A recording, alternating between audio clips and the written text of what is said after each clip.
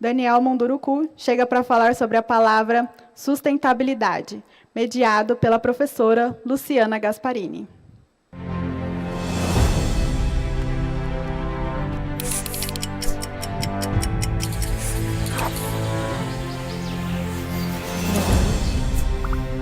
Boa noite, Daniel. Boa noite a todos que estão nos assistindo. É um prazer estar aqui junto com você para dar continuidade a esse evento da Fundação do Livro Leitura, 20 horas de literatura, falando sobre sustentabilidade.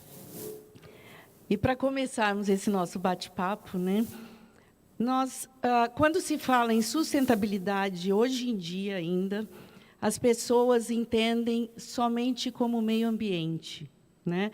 Apesar de que, desde 1992, já foi consolidado o conceito de que desenvolvimento sustentável, com uma promoção simultânea e equilibrada da proteção ambiental, da inclusão social e do crescimento econômico. Então, eu gostaria que você iniciasse sua fala falando um pouco da sua visão de como o nosso país está lidando com a sustentabilidade. O assunto é uma realidade ou um modismo? Educação ou atitude? Função da família ou governo? Uau! Boa noite.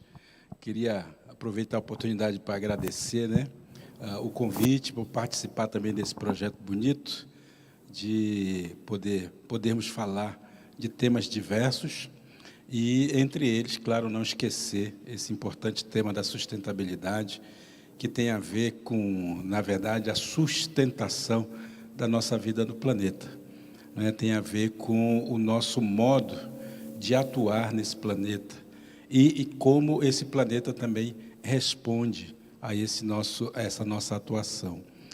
Naturalmente que, quando a gente pensa nessas palavras, em especial essa palavra, vem muitas coisas na nossa cabeça, não é? Inclusive isso que você dizia, que muitas vezes as pessoas lidam com essa palavra como se fosse meio ambiente, porque é comum na nossa sociedade a gente se retirar do ambiente, né? O ambiente é o animal, é a árvore, é o pássaro, não é?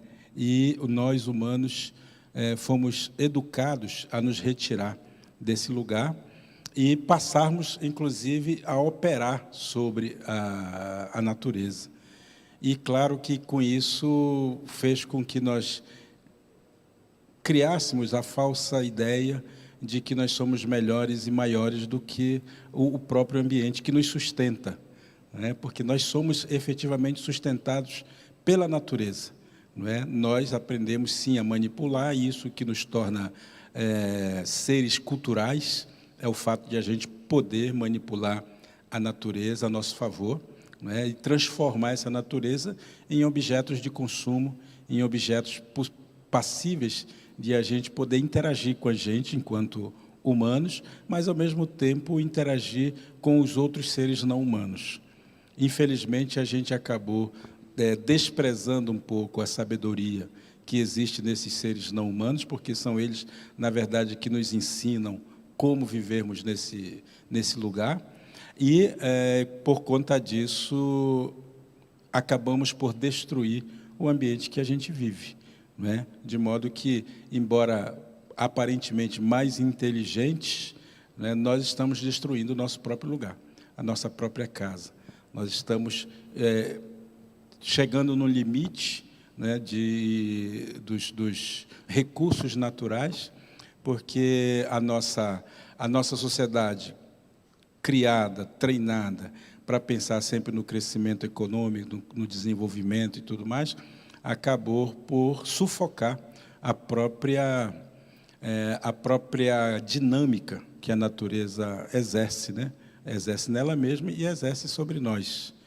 Eu penso que uma das necessidades que temos é justamente de analisarmos ou reanalisarmos o nosso papel dentro da natureza, não é? Então, não pode ser apenas uma palavra, ela tem que ser uma atitude, né?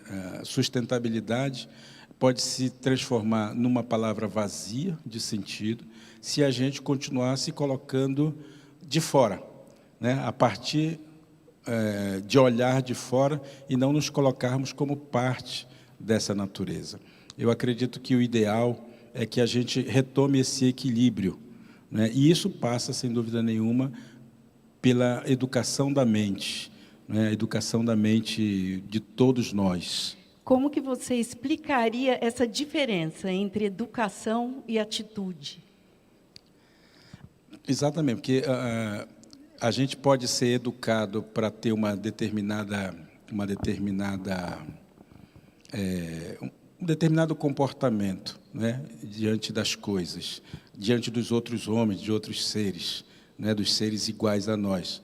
Ou a gente pode ser educado para ter uma atitude de defesa ou uma atitude de ataque, né? Normalmente, quando a gente lida com a cultura, essa cultura ela vai criando na gente um determinado tipo de comportamento. Ser educado, nos educarmos para vivermos de acordo com o lugar que a gente vive, tem que se transformar em atitudes positivas para esse lugar. É o que normalmente eu chamo de pertencimento. A gente desenvolver a ideia do pertencimento a esse lugar. Quem tem esse sentido de pertencimento, cuida. Quem tem o sentido do pertencimento, ele não se acha superior, ele se acha um igual. E aí a gente vai criando atitudes de respeito para aqueles que nos são iguais, mas para aqueles que não são humanos como a gente. Então, existe aí uma alma, diria, né? Uma alma no mundo. E essa alma do mundo conversa com a nossa alma, se a gente se abrir para isso. Daí é que vem as atitudes, daí é que nasce o nosso sentido de pertencimento a esse lugar, né? O lugar que é o lugar de todo, que é a casa comum, a Pachamama, como se diz aqui na América Latina, né? Que é o lugar de todos nós e do qual todos nós fazemos parte, queiramos ou não. Podemos ter uma atitude de destruição, como infelizmente tem sido, ou podemos ter uma atitude de pertencimento, que é a ideia que as populações originárias do mundo inteiro, e em especial do Brasil, têm, né, que é a ideia do bem viver, né, diferente do viver bem, que é essa atitude um pouco de destruição que as pessoas têm, desenvolvem, que leva as pessoas a construírem todo um consumo, né, toda uma sociedade que consome todas as riquezas naturais para se satisfazer. Então, a gente acumula, a gente produz, a gente gera riqueza, a gente gera lixo, a gente gera uma porção de atitudes, né, que não vem na direção do cuidado, né, que é o que o bem viver prega, né? É a gente se sentir parte, né, ou não sermos donos. Fazer parte significa cuidar, basicamente. Pela sua fala, eu posso dizer, então, que a grande maioria da população brasileira ainda acredita que nós podemos viver sem a natureza, que nós somos maiores, mais capazes e que é possível viver sem a natureza. Infelizmente, o Brasil ele segue o caminho que o mundo todo foi construindo. Isso não é uma prerrogativa do Brasil, claro. Mas o Brasil, por ter uma reserva mineral, uma reserva ecológica, socioambiental muito grande, o mundo, claro, está sempre de olho aqui em cima dessas riquezas. E construiu toda uma visão sobre o Brasil que os brasileiros acabam também absorvendo, né? Que é a ideia de destruir para desenvolver, né? Destruir tudo para a gente construir riquezas, destruir tudo para que a gente possa crescer. O crescimento econômico está muito ligado à ideia de produção desenfreada, né, de alimento, ou mesmo de tecnologia e tudo mais, e não leva em consideração justamente que, ao destruir isso, ou não desenvolver projetos sustentáveis, ela acaba destruindo o seu lugar, aquilo que, inclusive, nos identifica no mundo. O Brasil ele é identificado no mundo como um lugar absolutamente diferenciado, seja pela diversidade cultural, pela diversidade das pessoas, dos povos que por aqui vivem, seja pela riqueza mineral, riqueza ambiental, riqueza ecológica que aqui tem. Se o Brasil conseguisse educar o seu olhar, o Brasil, eu digo, enquanto povo, conseguisse educar esse seu olhar para enxergar tudo isso que tem em mãos, e que a gente conseguisse colocar essa riqueza toda a serviço da própria população brasileira, o Brasil, sem dúvida nenhuma, cresceria, desenvolveria, mas faria isso com um equilíbrio ambiental, e um equilíbrio humano, que acho que é o ideal. É isso que as populações indígenas têm feito, ao longo da história. Então, aí eu te faço essa pergunta. Você mesmo falou das nossas riquezas naturais aqui no país, O Brasil, a gente pode considerar o país com o maior número de florestas, e a maior reserva de água doce do mundo. Isso daí, quer dizer, os outros países cobiçam e se interessam de forma assim esplendorosa em relação à nossa riqueza, para, inclusive, discutir sobre o nosso sistema de sustentabilidade. Em compensação, se nós formos ver os estados do nosso país que têm esse maior número de floresta, tem também o menor índice de desenvolvimento humano. Então, é aí que eu te pergunto, essa discussão é mais ambiental ou econômica? E aí, vou mais além. Como agregar esse desenvolvimento e a preservação da natureza? Então, se a gente reparar bem, se a gente for olhar a fundo a questão, nós vamos perceber que as pessoas que exploram o meio ambiente quase nunca são do lugar, nunca são dali, daquela região. Normalmente são estrangeiros. Estrangeiros não no sentido de outros países, mas, às vezes, de um estado para outro estado. Os grandes donos, pensando na Amazônia, claro, os grandes proprietários de terra na Amazônia não são os amazônidas, são normalmente pessoas vindas de outros estados do Brasil ou até de fora do Brasil, grandes corporações e tudo mais. Esses que vêm de fora quase nunca têm esse sentido de pertencimento. Para eles, de fato, a natureza é só um objeto para ser consumido, quando a gente ouve os amazônidas falando da floresta, eles falam com isso com muito orgulho, o orgulho de estar num lugar assim, num lugar rico, num lugar poderoso, porque a Amazônia é absolutamente um ser vivo, E quem vive lá e quem consegue perceber isso são os principais protetores, são os principais guardiões, sejam os indígenas, sejam mesmo os moradores, os nativos daquela região. Então, eu acho que pensar a natureza, ou pensar a Amazônia, ou pensar os lugares onde tem essas reservas florestais, como um patrimônio, mas um patrimônio material e imaterial, porque ali tem outros conhecimentos que vão para além do objeto, é fundamental para a gente constituir também a nossa identidade enquanto brasileiros. Então, se o povo aqui de São Paulo, por exemplo, tivesse essa ideia de pertencimento, de identidade nacional, certamente seria o primeiro a estar brigando para que essa riqueza toda fosse mantida no próprio Brasil, no próprio país, fosse explorada, e aí a exploração vem em outro nível, numa outra dimensão, fosse explorada para gerar riqueza para o próprio brasileiro, e não virar exportação, não virar objeto de cobiça internacional simplesmente. Imagine se toda a riqueza mineral que pode ser explorada pelo Brasil fosse desenvolvido pelos cientistas brasileiros, fosse de fato pesquisados a partir das nossas necessidades, o Brasil viraria um celeiro de ciência e de riqueza para o mundo todo, sem a necessidade implícita de derrubar a árvore, de destruir tudo. É claro, precisa derrubar, precisa desmatar determinados locais, claro isso. E isso está no conhecimento e na sabedoria dos povos indígenas já.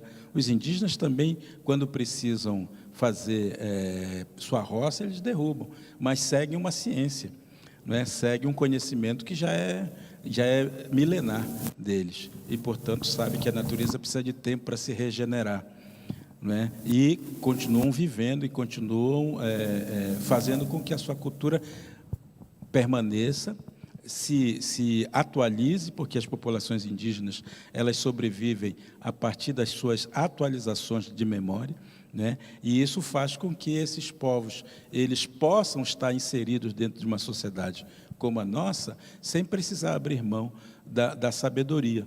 Então, nesse sentido, esse encontro de saberes, ele é mais do que urgente, porque os indígenas sabem preservar, mas eles sabem também onde tem a riqueza, sabem também aonde é possível extrair conhecimento. E se o Brasil pudesse entender, não é, que as populações indígenas não são inimigos, os povos indígenas não são inimigos do Brasil, isso seria o primeiro passo, eu diria, para o Brasil realmente dar o salto para um futuro, ainda que fictício, né? Porque a ideia de futuro é uma ficção, mas ainda assim o Brasil estaria pronto ou se preparando para dar um salto de fato, né? Se o Brasil não fosse tão entreguista, né, se não entregasse a sua riqueza de mão beijada, como infelizmente tem acontecido, a gente poderia ter um país muito mais feliz. E eu acho que a vocação do Brasil é para a felicidade. Então, você enxerga esse interesse estrangeiro, quando agora eu digo estrangeiro, é de realmente fora do nosso país, pela nossa natureza, você enxerga mais como um interesse econômico do que realmente para salvaguardar esse nosso patrimônio, vamos dizer assim, que é a natureza. Eu diria que é inteligente pensar que preservar esse patrimônio, que é um patrimônio da humanidade, de fato, porque é o que nos garante a vida, é a natureza que nos garante a vida. Então, é inteligente que a gente preserve a natureza. É claro que a história do mundo é uma história de destruição o tempo inteiro, né? É óbvio que uma boa parte do mundo olha para o Brasil como um celeiro ainda de conhecimento, né? Do conhecimento natural, de matéria-prima e tudo mais. Agora, é esse mesmo olhar estrangeiro que injeta recursos para a manutenção da natureza, muito mais do que o próprio Brasil, né? Muito mais do que o que nós temos presenciado agora, né? Os bilhões que são injetados na economia brasileira para salvaguardar a floresta amazônica é uma realidade. Agora, quando nós temos aqui de dentro, né, políticas que não contemplam a manutenção, o cuidado com esse patrimônio rico, a gente acaba sendo mal vistos, mesmo pelo olhar estrangeiro. Então, existe, claro, e é importante que tenha esse olhar econômico. A floresta é um bem econômico, não é? Agora, não precisa destruir tudo, né? Não precisa acabar com tudo. Pode ter esse equilíbrio, daí é que vem a ideia de sustentabilidade, né? De a gente poder desenvolver, sim, mas com equilíbrio, porque nós dependemos, isso as pessoas têm que ter clareza, nós dependemos da natureza.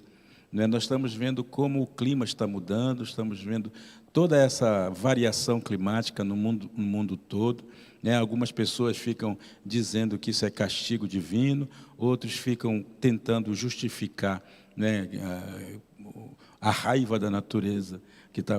Isso é uma coisa natural, a natureza ela se movimenta exatamente a partir daquilo que ela apresenta, aquilo que ela enxerga, aquilo que ela vê. Então, é claro, o mundo está em transformação, está em mudança, a natureza está em constante ebulição, claro que está, é próprio dela. Não à toa, nós temos 4 estações no ano, né? Se fosse para ser uma natureza congelada, só numa estação, seria outra coisa. A natureza precisa dessas mudanças permanentes para que ela possa manter a vida que nos mantém, né? Então, a natureza faz um esforço muito grande para nos manter, sabe? E a gente tem feito muito pouco esforço para manter a vida da natureza. Tá, na sua fala agora mesmo você falou da contribuição que o indígena, né, poderia dar. E não só na sua fala, como nos seus textos, você fala muito sobre como o índio é ignorado, não só o índio, como a cultura, né, indígena é ignorado não só pelos governantes, mas como a sociedade como um todo, né? Então, eu gostaria que você falasse para todos aí que estão assistindo a gente, de que forma que essa integração entre o índio e o não índio poderia realmente ajudar não só os brasileiros, mas a humanidade como um todo no trabalho em cima da sustentabilidade. Eu diria assim, que isso já tem acontecido, né? Na verdade, se a gente pensar que os indígenas têm feito um esforço muito grande para compreender o mundo não indígena, o ônus tem sido todo do indígena, né? E o Brasil não tem feito o esforço devido para compreender a diversidade das populações indígenas, os saberes, né? Toda vez que políticas públicas foram desenvolvidas com relação aos povos indígenas, o que aconteceu foi justamente que perseguição, maltratos, escravização, biopirataria, né? A sociedade brasileira, não apenas, mas a sociedade brasileira sempre olhou para o indígena como matéria-prima, ou seja, eu posso explorar, né? Eu posso explorar porque ele é atrasado, ele é preguiçoso, ele é tudo aquilo que o imaginário das pessoas foi construindo ao longo da história, né? Que, quer dizer, essa narrativa da história brasileira foi construindo um índio que não contribui, que não colabora, que não ajuda, né? Portanto, precisa ser perseguido, precisa ser destruído, precisa ser maltratado. Essa visão que foi sendo colocada na cabeça de todos nós, ao invés de aproximar, é claro, ela afastou. E o indígena, que não é bobo nem nada, que é inteligente, por isso são culturas milenares, né? Sabem se recuperar, às vezes, das próprias derrotas, né? E reconstituir seu pensamento, reconstituir sua cultura. Os indígenas também ficam na deles, né? Para poder manter minimamente o seu saber, a sua cultura, a sua memória, mais ou menos intacta. Então, os indígenas têm feito um esforço muito grande em ajudar o Brasil a ser esse celeiro que o Brasil é.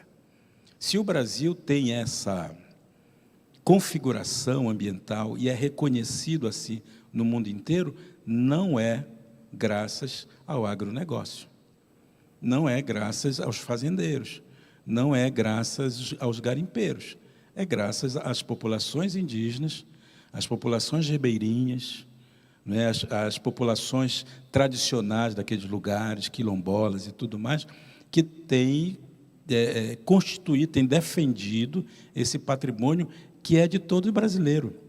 Então, esse tem sido o grande trabalho que os indígenas têm feito, sabe, de manutenção dessa riqueza que é para todos os brasileiros. Agora, é claro, alguém pode pensar, se é de todos os brasileiros, vamos explorar. Mas, se a gente vai explorar, a gente tem que levar em consideração o conhecimento tradicional. Ou seja, tem que trazer os indígenas para a discussão, para o debate, para a conversa, porque eles sabem fazer a sustentabilidade da coisa. E nessa hora falta o quê? Políticas públicas, porque a integração, é o que você falou, a integração do índio é muito maior com o não índio, vamos dizer, eles têm que se adequar e se adaptar à nossa sociedade do que o contrário. Então, o que falta para que aconteça realmente essa integração em ambas as partes, na sua opinião, são políticas públicas? Eu diria que falta um pouco de inteligência também, sabe? Uma inteligência que não é só a inteligência intelectual. Existe uma ciência no Brasil que é fantástica, que tem feito um trabalho maravilhoso de estudo, de pesquisa, inclusive incluindo os indígenas nessas pesquisas. Tem muita coisa interessante acontecendo que, claro, não se mostra, na mídia não mostra essas coisas o tempo inteiro. Mas o que falta é uma inteligência, eu diria, dos nossos governantes, sim, sabe? Porque eles vêm muito presos por uma visão integracionista. Hoje nós ouvimos muito falar essa outra palavra, né, de integração do índio à sociedade brasileira e tudo mais. Isso é uma grande bobagem. Uma grande bobagem. Se a gente pensar que isso tem sido feito ao longo da história inteira do Brasil, uma tentativa de integrar. Integrar significa quase que desintegrar as identidades indígenas, né? Fazer com que as identidades indígenas elas se diluam dentro da sociedade brasileira, coisa que já existe, né? Como diz lá o antropólogo Eduardo Viveiro de Castro, no Brasil só não é índio quem não é. Ou seja, já existe essa diluição dentro da identidade brasileira. Agora, para além disso, nós precisamos pensar que as populações indígenas que estão aí, que são hoje 305 povos diferentes, né? As pessoas sempre falam do índio como um termo genérico, mas a gente esquece das particularidades. Esses 305 povos estão espalhados em todos os biomas brasileiros. A gente está vendo o Pantanal agora ardendo em chamas, a gente olha para aquilo lá, sofre, mas a gente não sente de fato a dor daquele lugar, porque nós não somos natureza. A gente não se acha natureza, né? E a gente se acha assim, ou culpados ou inocentes. Você sabe que isso que você está me falando, o que você está falando agora, mexeu um pouquinho comigo. Um pouquinho não, mexeu muito.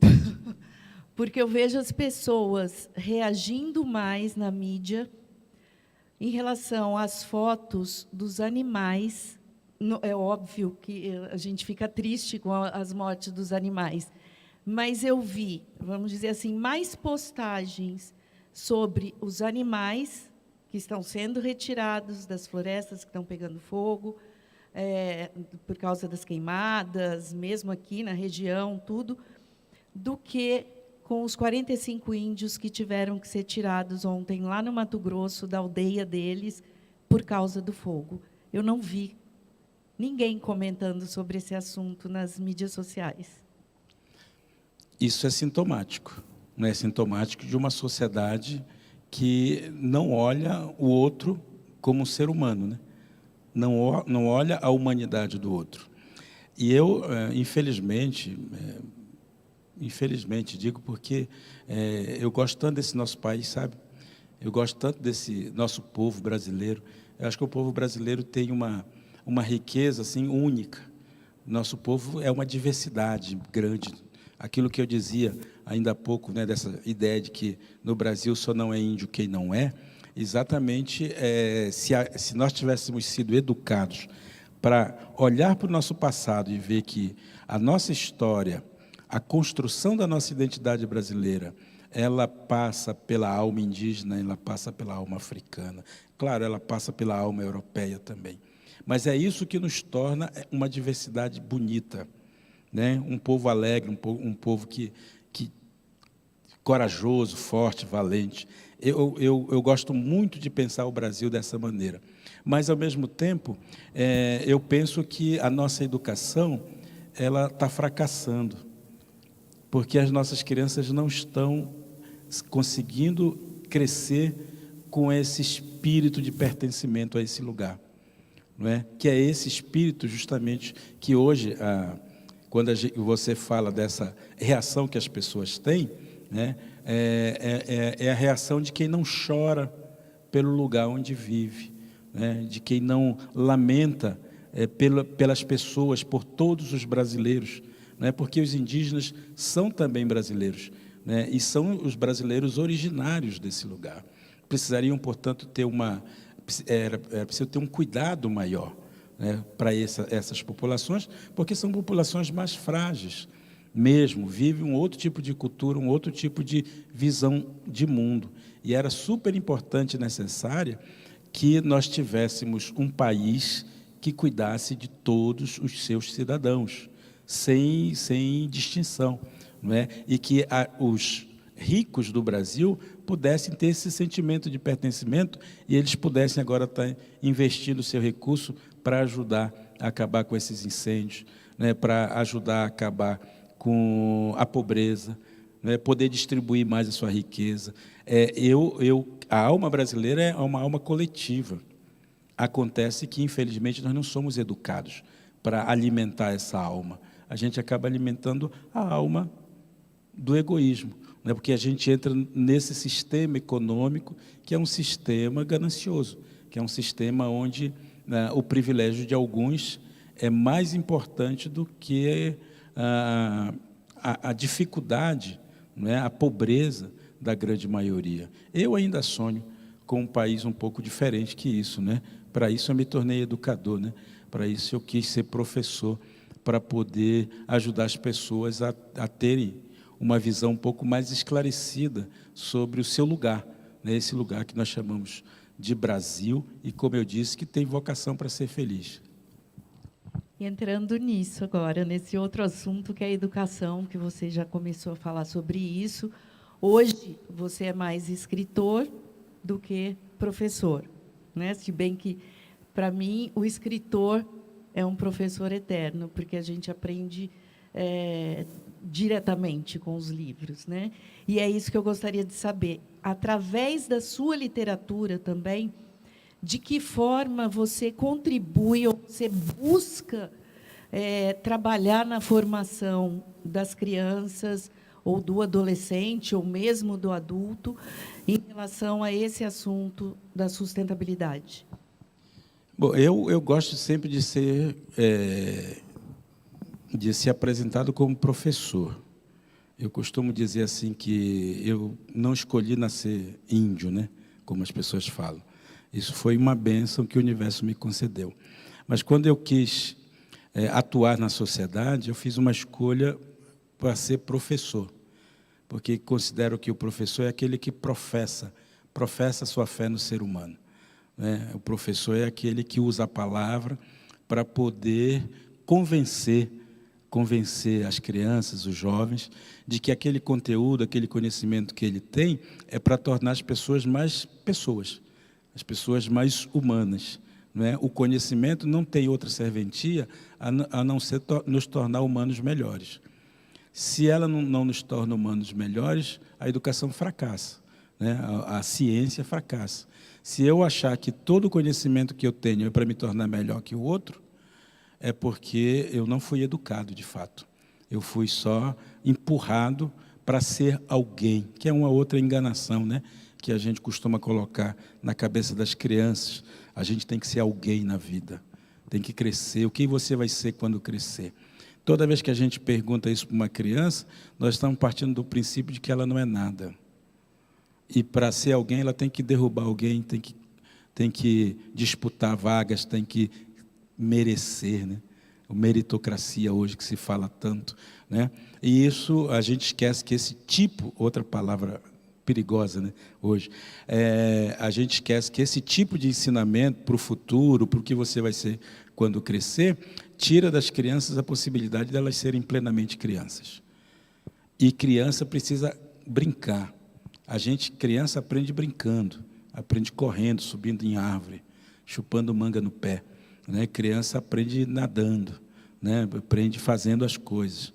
E uma educação que se preze tem que primar por isso. É claro, o conhecimento é importante, mas o conhecimento ele segue uma lógica, né, necessária e importante, mas o que mais importante do que saber coisas é a gente educar o corpo da gente. Isso é função do professor também, não só da família. Isso, é claro, claro. A escola, enquanto instituição, ela tem que ter esse objetivo de formar adultos equilibrados, mas esse adulto está lá primeiro na escola, né? É essa criança. E o adulto só vai ser equilibrado se ele conseguir viver cada fase da vida como se fosse o último momento da vida dele. Então, o que se quer de uma criança? Que ela seja criança.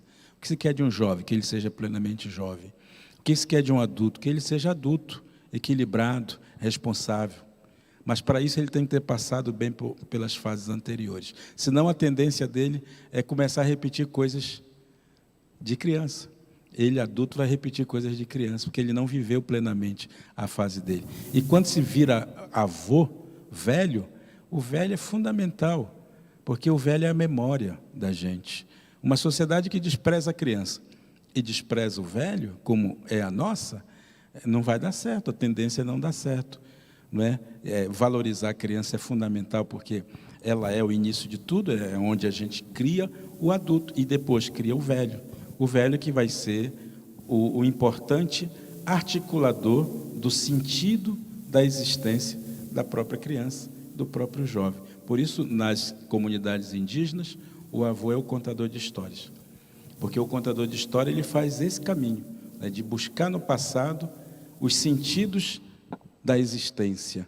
Então, uma escola que faz isso, que é capaz de fazer isso, é aquela que vai certamente criar humanos melhores. É função da escola? É, mas é função também da família. Na sociedade indígena, a gente costuma dizer que cabe aos adultos educar o corpo da criança. Educar o corpo significa oferecer condições para a criança ser plenamente criança. E cabe aos avós educar o espírito. E como ele faz isso? Contando histórias. Então, uma cidade, por exemplo, pensando aqui em Ribeirão Preto, né, uma cidade que educa a sua criança para esse sentido, vai oferecer cultura de qualidade. Porque a cultura é como o avô, ele gera na criança e no jovem esse sentimento de pertencimento. Cultura é educar o espírito, né? É poder ter um teatro desse em franca atuação, né? É poder oferecer grupos populares, oferecer cultura popular, oferecer escolas de samba, carnaval, poder oferecer coisas que vai ajudar a criança a se sentir parte desse lugar. Então, uma cidade, no meu desenho, né? No meu desenho de cidade, uma cidade é aquela que não perde de vista o fato que é preciso valorizar a criança e precisa valorizar o adulto, o avô. Aí entra a questão que você estava me perguntando, como é que eu uso a minha literatura. Então, eu estava dizendo que eu gosto de pensar que sou professor, porque o escritor ele foi surgindo depois. Ele foi um passo, né? Eu continuo sendo professor, mesmo quando escrevo. E continuo sendo escritor, mesmo quando estou dando aula. Não é porque eu também escrevo com as palavras. Né? Quando eu falo, eu estou escrevendo algo na cabeça das pessoas que me ouvem. Né? Certamente aqui nos assiste está se sentindo assim, está sentindo um texto na cabeça delas, né? Então, quer dizer, eu, como indígena que sou e defendo essa posição, eu não faço essa distinção, sabe? O escritor e o professor, e o indígena e o brasileiro, está aqui junto falando essas coisas, que é fruto, claro, de uma reflexão, que é fruto de uma compreensão de mundo, de sociedade, de povo, e etc. e tal. Então, nos meus livros, eu trago muito claro para as pessoas essa minha posição de achar que nós somos os filhos da terra, né? Que nós somos fios numa grande teia. A teia ela é constituída, ela é desenhada pela aranha a partir de um único fio. Ela vai tecendo esse fio na medida em que vai construindo a teia, sabe? Então, numa teia, cada ponta é importantíssima. Não existe uma ponta melhor, mais extraordinária que a outra. É um conjunto. Então, quando a gente pensa no conjunto, nós estamos pensando naquilo que eu chamo de pertencimento, que é a ideia trazida, por exemplo, num dos livros que eu escrevi, que chama A Palavra do Grande Chefe, que é uma releitura da carta do chefe Seattle, uma famosa carta, em que diz justamente isso: nós não somos donos da teia da vida, somos apenas um de seus fios. O que acontece à terra, acontece também aos filhos da terra. Ora, se a gente compreende isso, se a gente consegue minimamente internalizar esse tipo de mensagem, sustentabilidade não vai ser uma palavra, vai ser uma atitude. Eu acho que, aliás, eu tenho certeza que nós temos vários professores e professoras assistindo, tentando absorver toda a sua fala hoje aqui. Então, eu queria que você também deixasse algumas dicas de texto, de livros seus, que os professores poderiam trabalhar com seus alunos, né, de uma forma mais lúdica, vamos dizer assim, né, que a gente sabe que, principalmente os da educação infantil, gostam de trabalhar muito com isso, né? E para trabalhar esse assunto, porque eu, como professora também, eu acredito que a gente tem que começar com os pitiquinhos, né? É ali que começa tudo. Não adianta você querer começar a trabalhar a sustentabilidade no ensino médio. É lá embaixo, é com os pitiquinhos que a gente vai conseguir um retorno lá na frente. Eu também acho. O ditado antigo que dizia que de menino que a gente entorta o pepino, né? É uma realidade, é fato isso, né? Não é? E isso tem a ver mesmo com as sabedorias ancestrais, tem a ver com os povos antigos, né? Com a criança é que a gente consegue de fato mobilizar esses conceitos, né? Mobilizar para que elas, sem conceituar tanto, elas possam ir vivendo e se sentindo e desenvolvendo esse sentimento de pertencimento, né? De ser parte do mundo, de fato. Então, eu diria assim que, para os professores, de uma maneira geral, a gente tem que pensar que, quando se vai tratar a temática indígena, a melhor coisa é não tratar a temática indígena, sabe?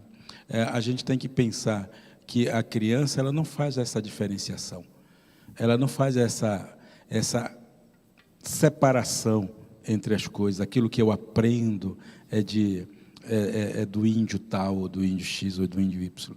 A criança ela tem tanta tranquilidade, tanta naturalidade, tem tanta ancestralidade dentro dela, que se você só contar uma história, sem dizer da onde você está contando, ela vai absorver os conceitos que aquela história está trazendo. Sem o professor precisar ficar verbalizando demais ou ficar teorizando demais. Então, eu tenho dito, sim, para os professores sempre, né, a importância de o professor, nessa fase bem pequenininha das crianças, ser um contador de história. E só depois, numa fase um pouquinho maior, a gente começar, sim, trazer a autoria dessas histórias contadas, né? Se a gente vai contar um mito de criação, por exemplo, uma história de criação do mundo, existem dezenas, centenas, talvez milhares de versões para a criação do mundo. A gente, no entanto, aprendeu uma, que é a do Adão e Eva, né, que é a que mora dentro das pessoas. Mas cada um dos 305 povos que existem no Brasil tem a sua versão de criação do mundo. Agora, se a gente puder contar algumas dessas versões, as crianças vão percebendo que há, de fato, uma diversidade de olhares. E elas vai construindo a sua própria identidade. Então, nesse sentido, só para finalizar, eu queria dizer, eu tenho 53 livros publicados, a grande maioria para crianças pequenas, entre 5 e 14, 15 anos. Alguns desses livros agora eu tenho escrito um pouco para adolescentes também, né, porque são aqueles leitores que foram crescendo e precisavam ter algum material. E esses livros, quase todos eles têm ou algum tipo de ensinamento que eu trago, sou professor, né? Mal de ser professor, tenho alguns ensinamentos, algumas possibilidades de trabalho com criança. Alguns desses livros têm algum tipo de histórias narradas, tem muitas histórias de origem e tudo mais. E tenho também alguns livros para educadores, para professores, porque os professores nossos, infelizmente, foram educados para não conhecerem os povos indígenas, né? Ou, pelo menos, para reproduzirem só os estereótipos, os preconceitos que normalmente se ensina, que é comemorar o dia 19 de abril, essa coisa toda. E eu tenho batido na tecla, né, na cabeça dura dos professores, cabeça dura, o professor tem cabeça dura também. Na cabeça dura, para amolecer um pouquinho, eu tenho batido sempre na ideia de que é preciso a gente atualizar os nossos conceitos. E por conta disso, eu escrevi alguns livros voltados para desentortar pensamento de professor também, sabe? Então, as pessoas podem encontrar esses livros, sejam nas redes sociais, nas minhas redes sociais. Eu tenho uma parceria de uma livraria online, especializada em literatura indígena, livrariamaracá.com.br. As pessoas podem olhar lá, tem livros de vários autores, né? Tem livros meus e de outros 30, 40 autores indígenas, que as pessoas podem... e lá tem indicação de idade, inclusive, né? de como adquirir esses livros. É isso. Tá ótimo. E só para... Nós já estamos quase finalizando aqui nosso bate-papo, mas eu acho que a gente não pode deixar de falar sobre esse momento que nós estamos passando em relação à pandemia mundial, né? E esse isolamento social causado pelo Covid-19 trouxe assim inúmeros benefícios para a natureza, né? Isso aí a gente vê todos os dias. Em compensação, a gente vai ter um retorno mais negativo, não só economicamente, mas socialmente, né? Então, eu gostaria da sua opinião de qual você acha que vai ser o maior desafio para o país, para o Brasil especificamente, em relação à sustentabilidade, para conseguir cumprir as metas que foram compactuadas, né, para a Agenda 2030. Olha, eu diria, se nós tivéssemos um governo sério, realmente comprometido com a questão ambiental, e nós não temos, infelizmente, eu diria que seria um momento assim, muito favorável para a gente construir um novo pensamento ambiental no Brasil.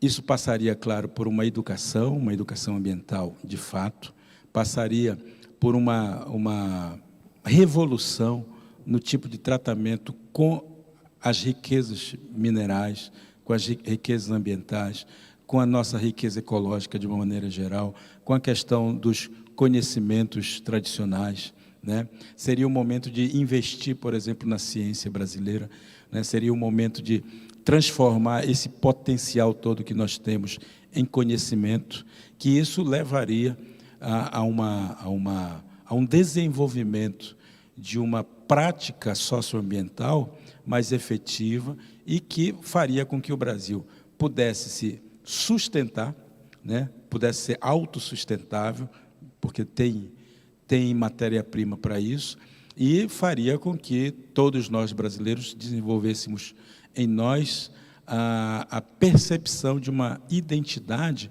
muito mais inclusiva.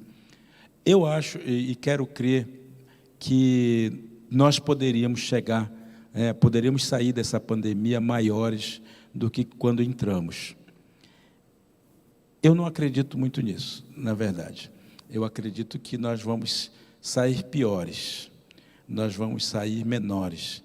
E vamos sair menores porque nós vamos voltar, né, e já estamos vendo isso acontecer, nós vamos voltar àqueles índices de desmatamento, aqueles índices de queimadas, aqueles índices de destruição dos conhecimentos, a entrega das riquezas brasileiras para o mercado internacional, porque o mercado internacional ele vem ganancioso agora, sabe? Como houve um arrefecimento da economia, é claro que quem lida com bolsas de valores e tal, está de olho assim, muito voltado, de olhar muito voltado em como produzir riqueza para alimentar novamente esse monstro, né? Esse monstro que se alimenta justamente da destruição do ambiente. Então, eu quero crer, quer dizer, eu acredito mesmo, que nós não vamos sair melhores, não vamos sair maiores, mas é possível reverter isso. Né? É possível reverter, se não através do governo, com práticas e políticas públicas efetivas, isso não vai acontecer, mas nós podemos, sim, desenvolver. O povo brasileiro como um todo pode desenvolver em si um sentimento de solidariedade, tanto para os humanos como para os não humanos, que são nossos parentes também, que são seres vivos e que precisam viver equilibradamente com a gente. Eu quero acreditar que é possível chegarmos a isso, mas só o tempo dirá, né? Daniel, vamos sugerir para a Fundação que faça da próxima vez 40 horas de literatura, né? Porque nós temos assunto aqui para continuar muito tempo. Mas eu gostaria de agradecer muito, foi muito esclarecedora a sua fala. Fique à vontade aí para encerrar. Eu que agradeço. Eu falo demais, eu sei. Eu tenho essa mania de falar muito e às vezes eu acabo atropelando as ideias, inclusive. Mas eu acho bom também, não é isso, a gente não é dono da verdade, quero deixar bem claro isso. O que eu falo aqui é um pensamento meu, eu não estou falando em nome dos povos indígenas brasileiros, eu estou falando como um brasileiro nascido Munduruku, portanto, um brasileiro que teve a experiência de viver dentro de um povo, mas também tem a experiência de viver nesse outro lado, nesse outro lugar, nessa outra sociedade, e que pode juntar um pouco conhecimento aqui e ali, e eu sempre quero acreditar que o que eu sei é para me tornar um ser humano melhor, é para me tornar alguém mais humano, efetivamente, e essa existência que eu tenho aqui, que eu acredito que vai ser única mesmo, essa experiência de existir, né, que esse tempo me permite, eu tenho a grande vontade, o grande desejo de ser o melhor ser humano que eu puder, né? Para não deixar nem nada de lado, não deixar nada para trás, sabe? Poder ter vivido cada momento como um momento pleno, sabe? E eu não brinco de ser humano, eu tento ser o melhor. Muito obrigada. Obrigado.